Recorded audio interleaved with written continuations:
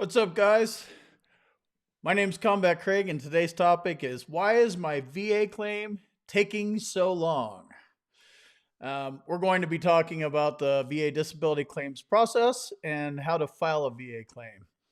I have a few screenshots here that were shared with me, and it's about a veteran that's just entering the VA claims process, and he wants to check a few things out. So I thought I would use some of the info that he provided because I think you guys might be able to learn something from it.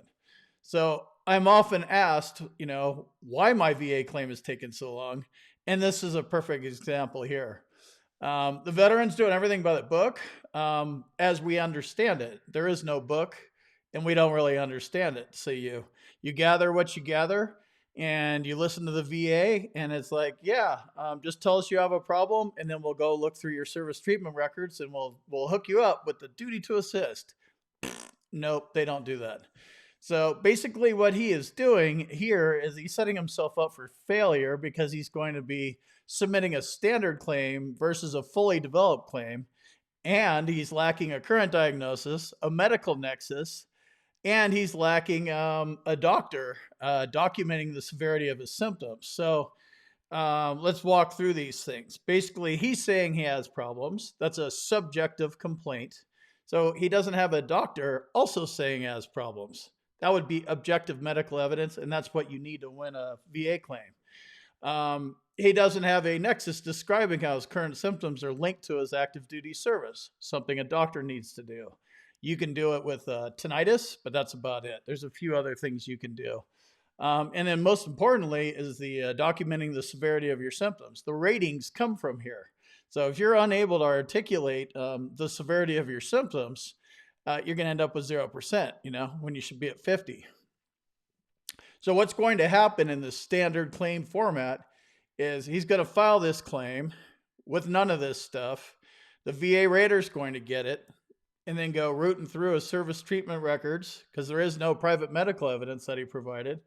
And if he gets lucky, it might be enough for him to order a CNP exam. They do not have to order a CNP exam for you.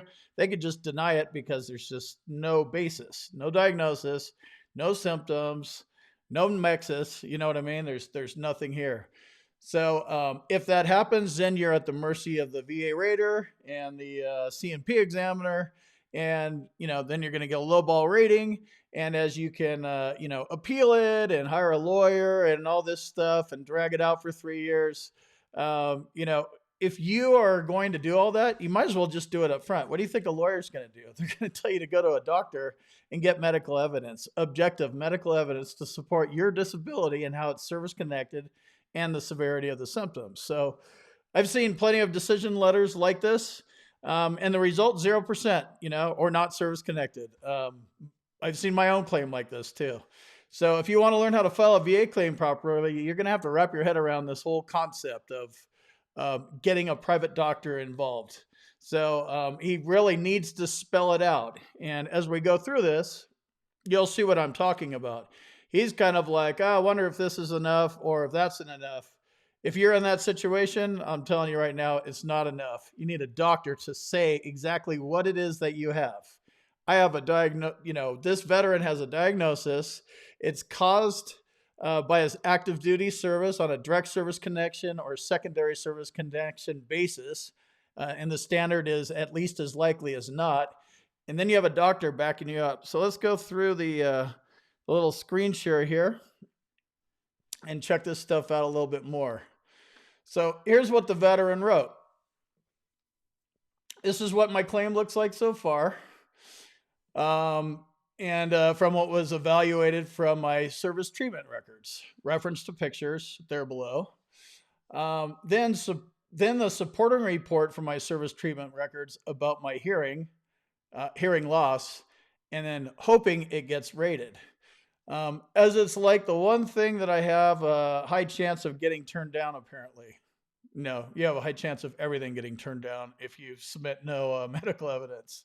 So other than that, though, my MOS, aircraft rescue firefighter, in my service treatment records, there isn't anything about my knees or back, but like with how much training we did, and we're always on our knees doing drags and carries and things and such, and we're on the SCBA as well, then just, it's physically demanding. He's kind of like, well, they should just know, that problems are associated. They don't know.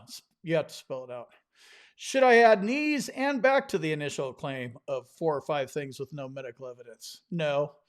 Or should I submit now and do that as a second claim? No, you should fix your first claim. You might want to do this on a secondary basis, but I at least like how he's trying to break it up, but he needs to work on this first part. Since I got out and seeing a PD, I'm assuming that's some kind of doctor, I've been taking muscle relaxers to deal with the pain, 3 different kinds. I also take Adderall, 3 years, to help with anxiety, which I'm not sure if that's something else I can claim also. And then I'll just jump in here. Adderall is for ADHD. It's not for Xanax. I'm not a doctor, a lawyer, or accredited agent or anything, or shrink. But I do not know that Adderall treats anxiety. Maybe it does. I take it, and it's not for my anxiety. But this is a good sentence because it's like, hey, I'm not really sure what this is for. I'm not sure if I can claim it. This is where the doctor comes in. He will tell you what you can do and how you can claim it.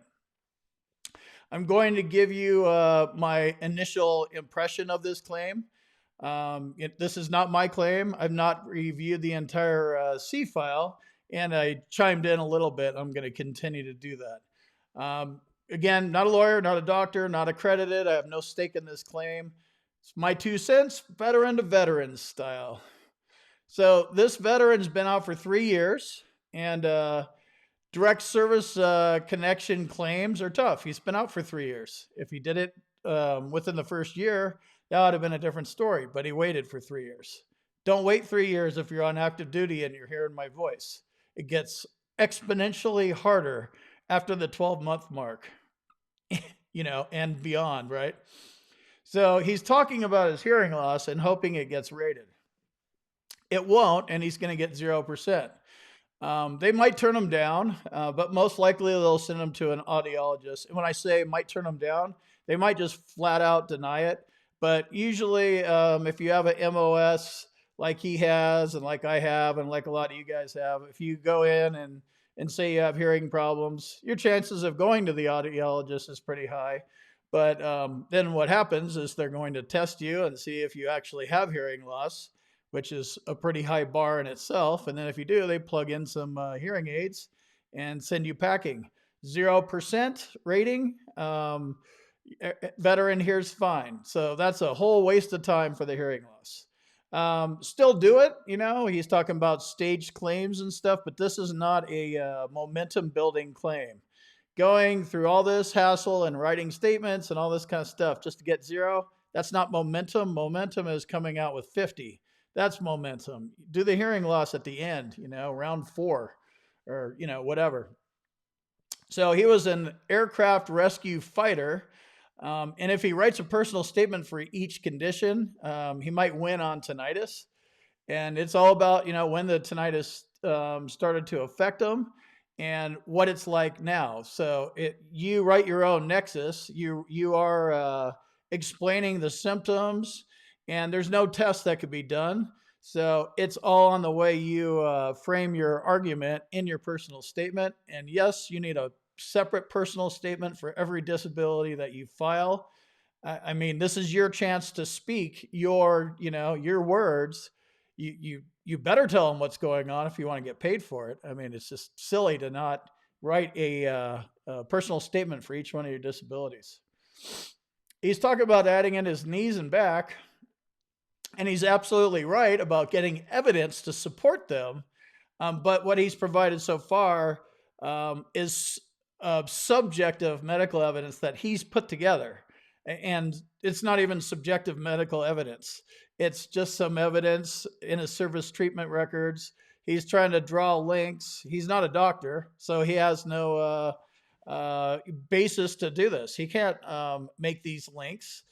A doctor needs to do this. This is where a private doctor comes in. Exactly right here It's his professional medical opinion. As a veteran, you do not have one of those because you are not a doctor.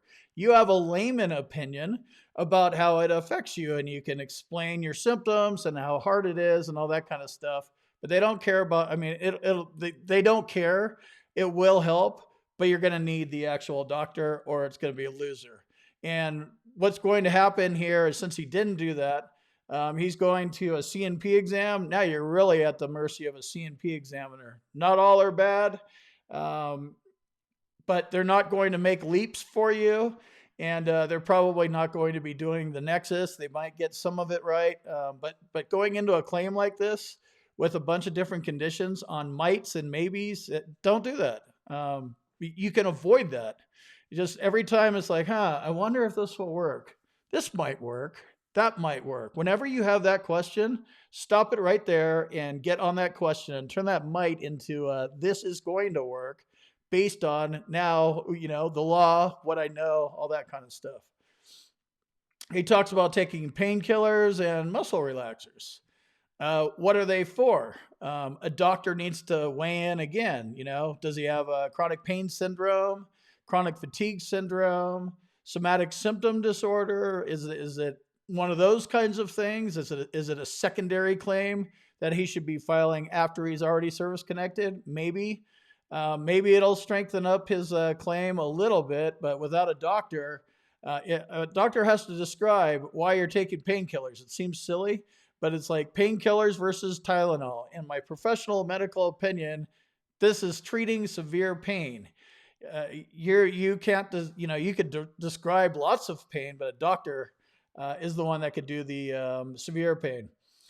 And then this last part, he was talking about Adderall treatment for anxiety. Like I said, I've never heard of that. I think he got his meds and his mental health symptoms and diagnoses or lack of diagnoses mixed up. But this is where you need a board-certified psychologist to come in, diagnose you, figure out exactly what you have. I'm thinking Adderall is for ADHD, and they do not rate ADHD.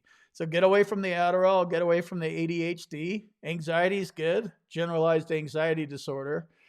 Pretty sure that Adderall is not used to treat anxiety, but I could be wrong. Get the anxiety meds instead, get a diagnosis for anxiety, get a rating for anxiety. That's how I would go with this. And, you're still going to need a doctor to document the severity of your symptoms. Do you have deficiencies in most areas of your work and social life? That's 70%. You have total social and occupational impairment, 100%. So let's go through these disabilities here.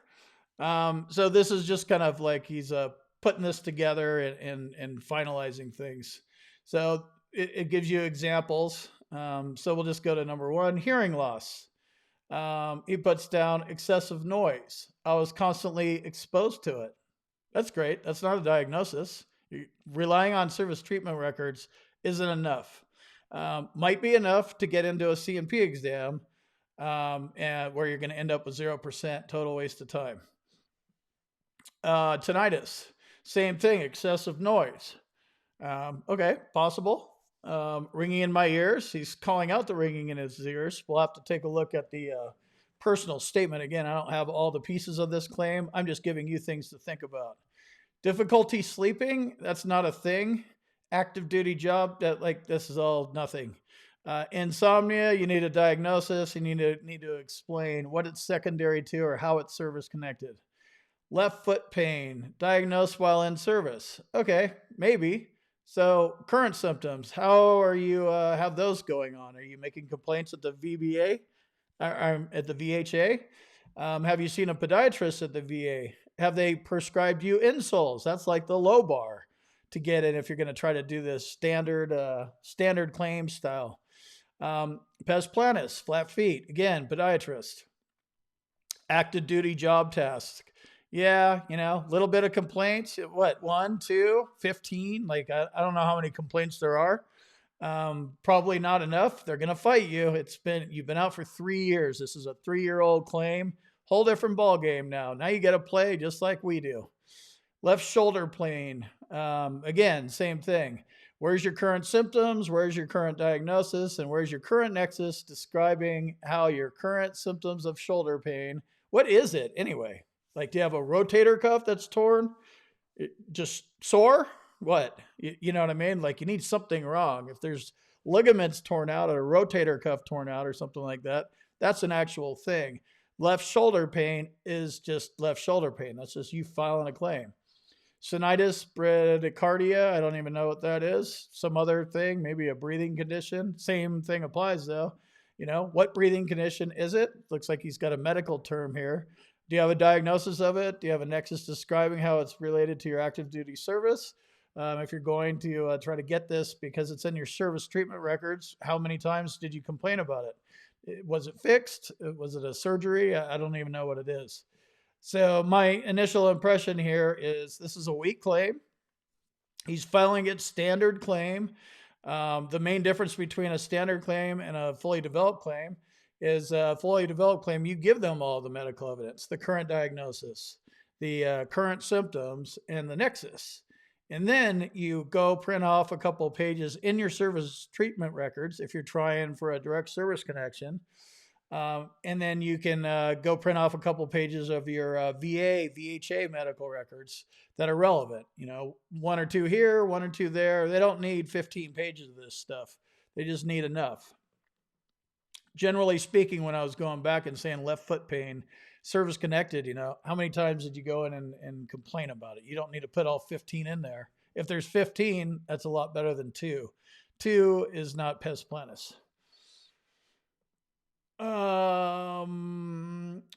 Served in the Marine Corps. Too many things. This is July 2017. Listed everything out, that's great. Thinks this is evidence of some sort.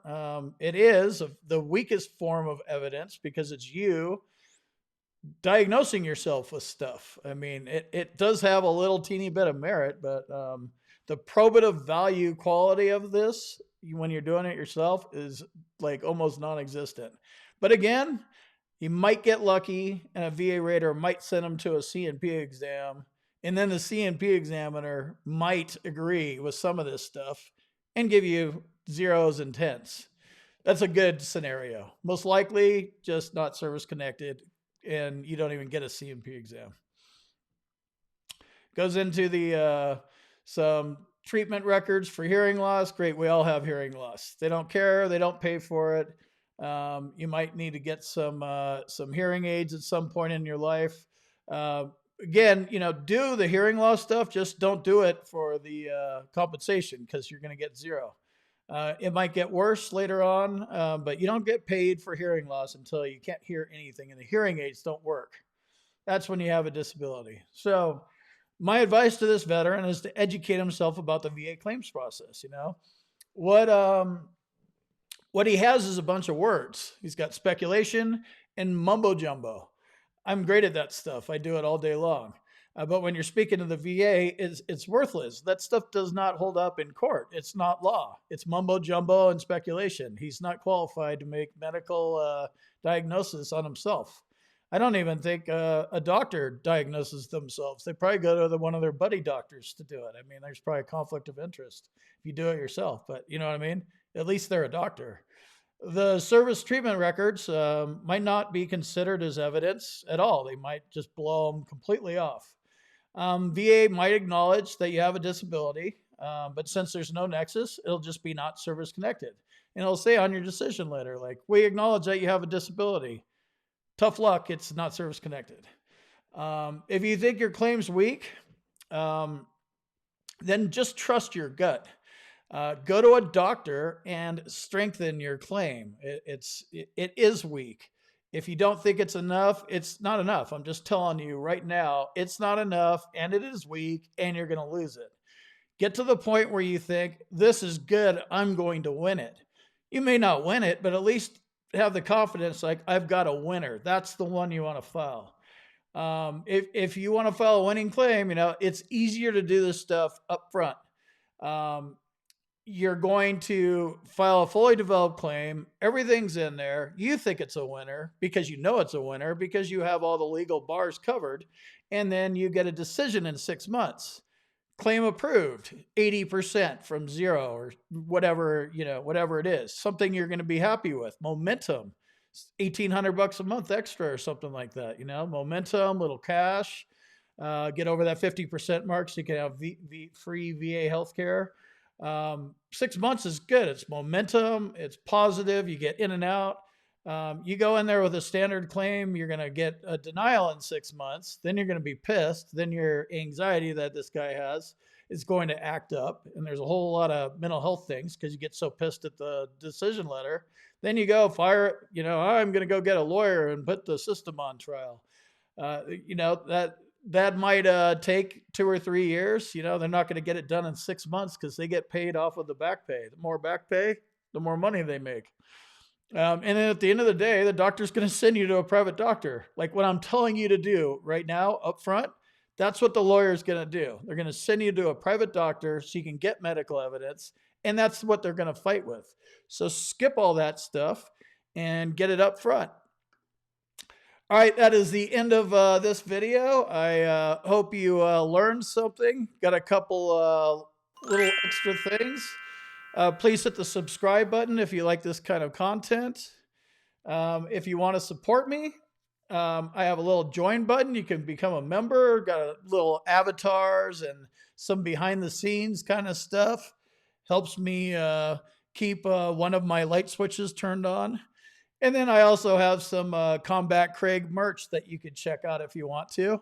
And that stuff is in the store and ready to go. And it's actually underneath every single one of the videos. So with that all said, hope you learned something. It's so important to do this right. It's just ridiculous. But I finally learned this and I got 100% P&T as a result. I wish I would have learned about this stuff 20 years ago. But the important thing is that we're talking about it and you're eventually learning. And just know if it's not strong enough and you that's your gut feeling, you're right. Just trust your gut. I'll see you guys in the next video.